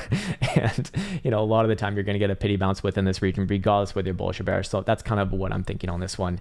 I think that's a little more likely here. Mr. Zam says, greetings, kind sir. Good morning to you, man. Please, FTM. Yep, we already got that one. So all good there. Even recorded it. So I'll post that up a little bit later as well. Still, I think it was short-term pullback, like as are most charts today. But long-term, that is among some of the strongest. I just did the top two, Gemini, Athlete, and Zam. Now it's Leo. YouTube, it says, hola, Krown Amigo. What's up, brother? You mentioned yesterday that you backtested wick versus close. How come you never did this before? I have done this before, but I have to do it each and every like year, or in a lot of cases, I do it each and every quarter as well, man, because, well, things do change, and those statistics, they will naturally change over time, and that's why I changed my opinion over time as well. Anyways, Elijah Smith says, hello, good sir. Can you take a look at Sol USD? Sure. You're from 2008, holy shit, or sorry, 2018. Will you ever bring the shitcoin police somewhere back? What do you don't think that I still have it, man? Wait, what? Where is it? Is this it? Holy fuck, there they are. The shitcoin police are back just in time for Cardurpio right there. Solana, probably not a shitcoin, but let's just go check it out. Yeah, man, that is a hell of a move right there. Jesus Christ, man. Monthly, not too hot. No time frames given. How dare you? Anyways, I am looking for, you know, at least a local low based off the 200 simple right here. It provides a nice little base and an obvious way to be managing off of this one. Basically below about 131 and a quarter. I would say that this is not going to be your low and very likely moving all the way down towards a $110-ish region. But for right now, you know, you're more likely to bounce off this region after maybe a short-term time frame pullback. I don't necessarily know what time frames are relevant to you because you didn't specify, and short-term time frames actually remain in a downtrend here, having another drive of hidden bearish divergence there as well. So probably going to test at minimum back down to about a $135. Just again, don't want to see any closures below that region. Specifically, what was it, like 131.5? Until then, I'm looking for short-term pullbacks likely to make higher lows. And then your next big area to be aware of for the daily specifically is going to be not right there. It's going to be a $148, or sorry, a $149. Above a $149, I look for this one to put in, you know, a decent rally, kind of similar to Ethereum in this case. It's been beat up a lot to the downside, and a decent rally back up to like 170 to 175 is, you know, not out of the question if that condition is confirmed. You also have a very weak drive, but albeit a drive there, nonetheless, a bullish divergence, and daily Jewel has lost its downside curvature and now pointing back up, so that is generally going to be a good thing. Just a little bit of maybe of a short-term pullback right there. So hopefully that was helpful, man. Antares says, good morning, Krown. What's up, man? Can you take a look at one? Yeah, we didn't really look at this one earlier, but we did kind of look at it, I think. 4 hour and daily, gotcha. Very, very close to the major macro breakout in my opinion. That would be confirmed back above, what is this, 33.5? 33.5 would do it for me, with targets up basically around your prior all-time highs after that, which is about 40 cents. And then longer term, you know, in the following weeks, I would look for this one to actually make some big moves up into the $0.50 region. But that's still very far away for right now. It's very, very good among some of the better charts that we've seen today. I wouldn't say it's like the best one, but it's certainly around the top there. 4 hour time frame, do we pull back short term? I imagine probably yes. Let's see what the oscillators are saying. Actually, maybe not on the 4 hour. Maybe the hourly pulls back and the 4 hour continues here. Let's see. Yeah, hourly is starting to show a little bit of signs of of exhaustion, which is fine. I mean, again, this is fine. This thing can pull back down to like 29.5 to 30 cents or so. That's no problem at all. I would be looking for this one to continue upwards and onwards. Generally speaking, this one, again, one of the better ones. So I'd really only say that this one's even lost its like luster until you really close like a daily below about 27.5, 28 cents or so. And at that point, I'd be looking for a deeper correction back down to upper teens, perhaps. Until then, again, it's one of the better charts we've seen today, no doubt about that. Weekly is just continuing. Look, this one's very likely to continue. Hidden bullish divergence on the weekly. You have a bullish, or you don't necessarily have a bullish engulfing in there just yet, but it is potential here. We see very low volatility on that pullback into a higher low, and weekly Jewel is also given upside posturing. I mean, it's probably going to work its way through in this next month and a half or so on the higher term time frames, maybe even sooner rather than later. This is pretty good, pretty damn good. Hopefully that's helpful, man. I think we have Anthony T next. He says, hey man, all good. And no problem, man. Can you take a look at CRV? Yes, CRV daily, weekly. So yesterday we were calling a bit of a bounce on this one. Let's see if we have gotten our good old bounceola. I think we are. Yes, we are right now. So that is good.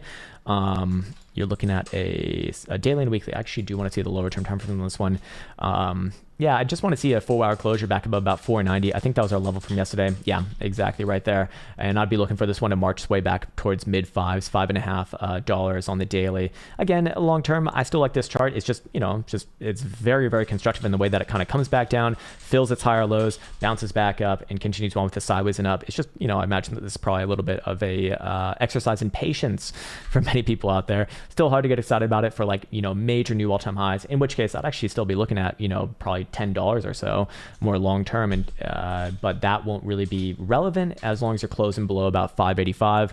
Until then, sideways and up from here is really, really good. Obviously, I'd only get bearish on this one with a daily closure below your 10th of January lows right there, with targets back down towards 3.25. Until then, I'm looking for this one to work its way sideways and up. I still think that this one is among some of the better charts. Cobus, there he is. Cobus. Bet Krown sings Island Boy while he takes a dumpola every once in a while, man. Paul McCrotch says, Paul McCrotch, nice name, man. Shib, please, sir. I'm 100x long. Please hold my hand and tell me it'll be okay. Oh, fuck my asshole. God damn it, man. I hate looking at this piece of garbage. Even my LARP lines didn't work. My LARP lines ain't good enough to save this piece of shit. Man, yeah, so you can tell that this one's definitely relatively weak here, because while most things were, retesting around their 4th of December lows, this one didn't just retest it, it closed actually below it. But you got the same sort of setup here as you do on the other ones. The general sort of knowledge on this one, I don't know if you're actually interested in this or not, based off your comment, but look, as long as things below about 3,900, very fucking bad. Short-term rallies up to, 3,150 to maybe even 3,400 and a gift from God are fine, but that's just another lower high before getting ready for the inevitable, man. The inevitable being a full retrace, baby. In a year from now, half a year to a year from now, I imagine we'll see the full retrace, just like good old doggy derp fuck face coin over here as well, of which we can go check in on. Did it hit 10 cents? It's getting close, man, and it's only just begun. It's only just begun, man. When did we put that song out? I think that was way back on over here. And you know what? It did only just begin, and just lower high after lower high after lower high after lower high after lower high. Give me another lower fucking high. Yeah. Same shit with GameStop. I'm gonna guess, or at least I'm gonna guess. Actually, I'm looking at this, and certainly AMC as well. Yep, we have another shitcoin of a stock, baby. Another shitcoin of a stock that has no business doing anything around where its current price action is. Oh, baby! And this one's already hit my targets down to $20. Fucking lovely. But don't worry, you got more low to go. Just fucking garbage, man. Just fucking garbage. Rashi, Mr. or Miss Carr. Hello, kind sir. What's up, man? Watching your show might have given me herpes. What? Did you do everything above that? Yes. Yes. Watching your shows might have given me herpes. Oh, you. Can you please check out Hathor? Can Elsa say Hathor is a real question? Says it in a fucking finish, 4-hour daily monthly. Let's go to it. I don't think a monthly is going to be too useful on this one. It's a little bit too new, but maybe a weekly at most. Again, I think that this one's kind of putting in a bit of a daily higher low here, something like this, kind of what or I guess I already have it in there. It's kind of what you're looking at. This starts to look a lot better, and another major higher low confirmed back up about $1.55, $1.56 on a daily 4-hour time frame. Same thing as the other ones. I think you kind of already gotten your pullback here as well. Even a 4-hour closure above that 155, 156 region would be good enough for me, with, medium-term targets back up towards 185 to 190. And then the daily probably takes over from there. But again, you're just probably seeing a major consolidation here. Probably going to look something like this, at best, where it comes back down. So that's another high low. Probably see a Matic type-esque chart right there. I really only get bearish on this one with the daily closure below about $1.22 in this case. Until then, sideways and up, probably the name of the game. Sweet. Please look at Homo coin. 1 minute chart, please. Elsa laughed for 2 weeks because I think it was actually Data Dan in the Discord, because someone was talking about the moon song. The fucking moon song. Do you guys remember this one? Where the fuck is my damn moon song? I don't know where my damn moon song is. Where the hell is it? Where actually is it? Is it right here? Like you done. You done goofed. No. Where? What? Where is it gone? I think I got. Did I get rid of it? I guess there's no real reason to. Oh yes, here we go. This moon song, because people were like, "Where did that come from?" And we said it's from RuPaul, and so Data Dan, being the smart guy that he is, looked up RuPaul and he said one line in Discord that made Elsa laugh for maybe like 2 weeks, and he says, "RuPaul is a homo." It's like, and it's like, well, yeah, he's a drag queen, so he's very homosexual. Nothing wrong with that, but good observation. Why am I throwing you under the bus? It's fucking funny. I mean, it was kind of funny. Hey, one thing. What? Did you do Sam's? Sam's? SAMM, I think you did. Yeah, I did. Well, Yeah. He asked for IOTA instead. IOTA? Yeah. All right. IOTA. This one. All right. IOTA. Not great. Daily, weekly, monthly. Shit, and more shit. You know, look, it's not that bad. It's actually not that bad here, but it's just relatively weak is my point. So here's kind of like best case scenario of what's going on right now. And I actually do think that this probably will pull through, to be fair, but it's relatively weak. So it's really not worth getting excited about on the higher term timeframes, which sounds like you're more or less concerned with, as long as you're below about 150, what is this, 158 or so. Weekly. Yeah, weekly would do it for me, and you know, this thing probably marches back up towards it's like 270 to $3 highs. Long term, I'm always going to hit a chart like this that's nowhere near its 2017 highs. Look, when this market was going parabolic in the first quarter of 2021, this thing didn't even test anywhere near its prior all-time highs. It's not a sign of strength. It's not fucking good. But does it put in a low here and work its way up with the rest of the market? Probably yes. There's really no reason to be bearish on this thing as long as you're closing daily dildos above your 4th of December wick low right here. If that were to happen, which I don't think it's going to happen, but if it were to, I'd be looking for a moose down towards 80 cents. Until then, probably sideways and up off the back of this, the broad market essentially. Cool. Khalifa says sushi 4 hour breaking out from small descending wedge jewel light form from down low upward trend. Well, let's see. The sushi swap. Elsa was asking, why does no one ask about sushi no more? I don't know, probably because it doesn't just go, oh, holy shit, these fucking LARP lines are out of control, man. What the hell's going on right here?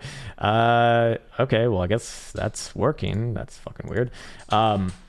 Anyways, 6 1/4 is kind of like my last chance for level on this one. As long as you're above 6 1/4 on a daily closing basis, not really a reason to be bearish, and probably a better reason to be looking for this one as putting in a higher low right here. Still doesn't necessarily get confirmed as long as you're below this last lower high at 10 1/4. So above there, this one very likely gives big bad rallies back up to the upper teens.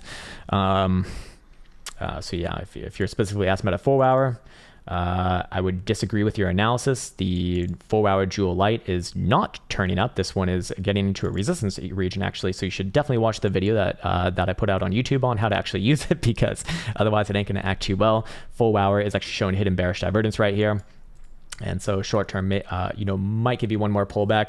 It's just I can't really be bearish on this thing as long as you're above about 6 1/4. So where does this one start to look better on a 4 hour and actually confirm something that means something? That would be back up about 7.5, 755 region.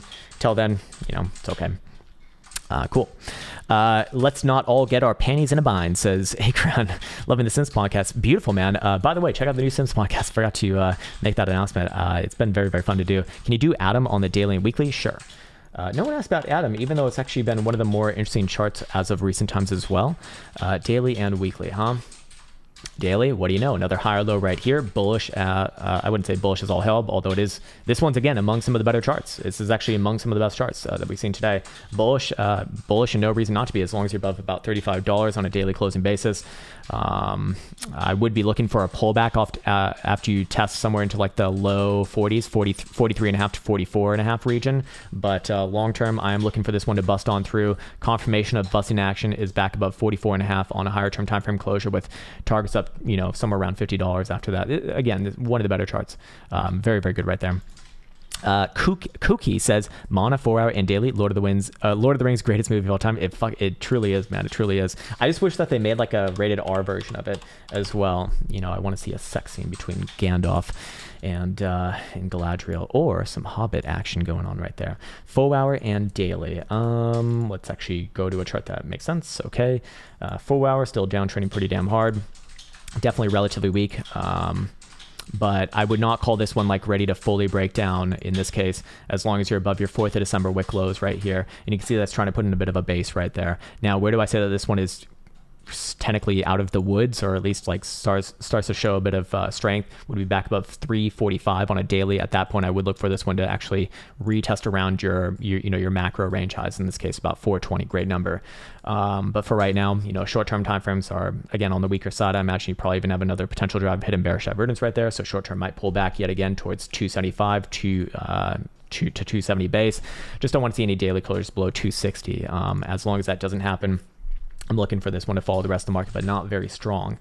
Closing below 260, that 4th of December wick low, and I'm looking for this thing to make a nice big old girthy red dildo party down to 220 to, well, 220-ish region, and then come back to it after that. Cool. Catherine Lewis, appreciate that, man, but feel free to have a message as well. James Kelly, we got Cardano as well. Mortgage payment timeframes. I get what you mean there. I still think that one has a lot of work to do. If you're talking about mortgage payment, you're probably not going to be too excited about this. That thing, as long as you're below, I think it was like 1.5 or 175, but you can scroll back about 10 minutes ago when we actually covered that one.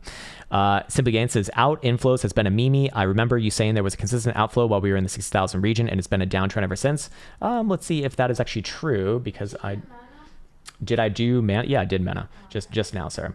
Was there a consistent outflow? Yeah, we did see a consistent outflow there, but it wasn't like humongous numbers. So no, I disagree with your assessment of that. This was like very small numbers right here. We did see consistent outflows, yes, but ultimately that is nothing we compare with what you see right here, where you see like 50,000 Bitcoins being taken off exchanges, and right here with 26.25. And again, man, I think that your analysis of that is completely unwarranted to begin with, because that was a portion of the greater analysis that is to be combined with obviously price action first and foremost. So I kind of take a bit of offense to that, because it's a little bit on edge there, man. A little bit on edge there. No, I know that you probably mean well, but yeah, man, I don't, that's not the same thing.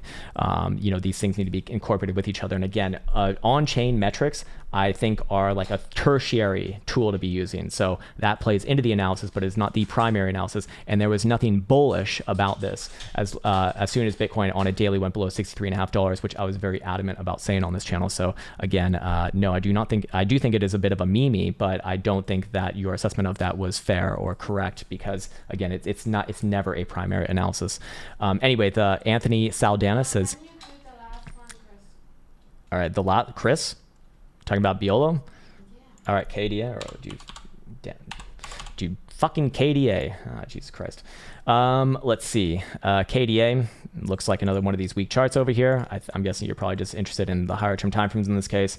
$8.50 is kind of the bigger to be holding right now. Do you put another rally off this region? Probably yes, but is it strong on its own? No. Whereas your medium term timeframe range highs, that's gonna be right here at about $10. Even above there, I do look for this one to put in a rally somewhere around low $11, and then the daily probably takes over. And then again, it's just easy to watch Bitcoin. Long term, nothing to get excited about here as long as you're below range highs, which is 1575 right there. All right, cool. Let's see. And Chris Biola was actually still a few comments away, so that wasn't really fair. Anyways, whatever. All right. Well, whatever. Yeah, people are going to complain, but they complain because they don't understand. They probably haven't read like the pinned message. You don't have to explain. I mean, sometimes people are just unreasonable. You just have to work with it, sir. It's all good. You can't take it personally. Anthony Saldana says Telcoin USD. Okay, symbol. I'm already there. Oh, my bad. Could we be looking at a double bottom, please, on the weekly? Please, double bottom, please. Give me the double bottom. I don't know if I would. Okay. Could we be looking at? Is it a potential in the future? Yes. Is it anywhere near confirmed? Absolutely fucking not. We are looking at a downtrend right here. Where do you confirm a double bottom or just a major bottom? Thus, likely looking for big moves back up towards like 2.5 cent or so. That would be this area right here. 1.5 cent is a critical region. As long as you're below there, this one is one of the weaker ones that we've seen today. Not the weakest, but one of the weaker. Critter Munson says near 24 and monthly. We haven't looked at this one. There's no monthly on some like this. It's been around for like a year, sir. It is good though. We've been bullish on this one for a while, and I'd continue to be bullish on it. In fact, we got the breakout from yesterday that we were looking for, and we've almost hit our first target as well, up to about $20. I would be looking for a short-term pullback from there, and then I have, I guess it's over here. And I'm looking for moves into the $24 to $25 region. This one's probably the best chart that we've seen today, I think this one is actually the best chart that we've seen today. And this one is an active breakout as long as you're closing dailies above $16, so a very easy one right there. Really, really good here. Really, really good. Again, one of the best charts actually. And long term, I actually don't think that it stops there. I actually put it out an analysis on this one over the weekend, and I think I have some like really long term like monthly targets that are just insane. Actually, I'm not going to call those out. Those are way too fucking far away. But this one is in active breakout right now and very, very, very, very strong, relatively speaking. While most things in this market are just trying to hold them to the lows, which is a really good sign. Jonathan Reisman says HTR. Yep, we got that one earlier, so I think we're good there. My boy is down bad on KDA. Yep, we got that one earlier as well, or we did it for you, but fair enough, man. Fair enough. And then we got Kobus saying Bitcoin 15-minute, 55, and 666. I can look at a 15-minute. I'm guessing you probably don't really care about the other ones. Neither do I as well, because what the fuck. But 15-minute right here. I'm just looking for the next higher low, man. I think it could still come down a little bit more here in the short term. Doesn't really mean too much. Do we have potential hidden bullish evidence there? No, because we actually did close on a slightly lower low, so doesn't really mean much. I still think that you might see like one more move down, about 42 to 250 or so. But again, that's kind of where I'm looking for higher lows on your other very low term timeframes. Then again, the hourly, based off of the 21, it's not bad. I mean, whether it's here or whether it's like a few $100 lower, that's fine. I only get concerned about this one on the short term timeframes below, again, 42 even. Cool. Nero Strutton says, bruh, can we check out BAT on the daily? Yeah. Symbol BAT, US derp, and let's see. Weird one here, man. Really fucking weird looking one here. I do see the base on this one, so let's actually get this one properly. That's going to be about 91.5 cents. You still have yet to break that. Yes, you have retested it. That's fine. But you're on a daily. Okay, so you're on a daily, so this is relevant towards you. Where's your major range highs? Thus, confirming accumulation over and very likely a march back onto your prior. I'm going to get to your all-time highs. Yeah, your all-time highs in this case, that would be about 142.5.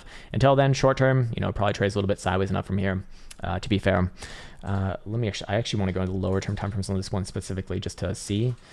Short term time frame range highs at about 110. I do think hold a lot of weight on this one, just like the other assets that we looked at. Short term pullbacks is fine. Just don't want to see a closure on new lows for the daily below that 92.5 cent region. Until then, I'm probably looking sideways and up. Just want to see that next confirmation, and then targeted regions like 120, and probably just does something like this, right? If that were to happen, boom, and then. Well, maybe not exactly like that. Maybe some more of that. I do think that this one's going to be resting for a while. Now, if you do take out this region right here, big girthy red dildos down 80 cents probably, maybe even lower than that. Jay Gizzy says Shunt is up 4,000% in 24 hours. Sounds like a scam is what it sounds like. Shunt, never heard of it in my life, and it's also not on TradingView. That's probably not a great sign. But I hope that you were in that so that you made that 4,000%. That's amazing. We got KDA and Gala, so we're good there. And Vader for the last one of the day. Symbol VADER versus Ethereum's. And let's see. What was I doing here? I'm just drawing on charts at that point. Oh, okay, I see what I was doing there. All right, fair enough. Short term, yeah, so we tested the range highs from yesterday. All right, so we fulfilled that target. Beautiful. Reject from the range highs. You expect that to happen on your first test. Yes, coming back down to retest around this region is fine. We just want to see higher lows now. Higher lows anywhere above, what is this, 210, 600 butyrols, whatever the fuck is good.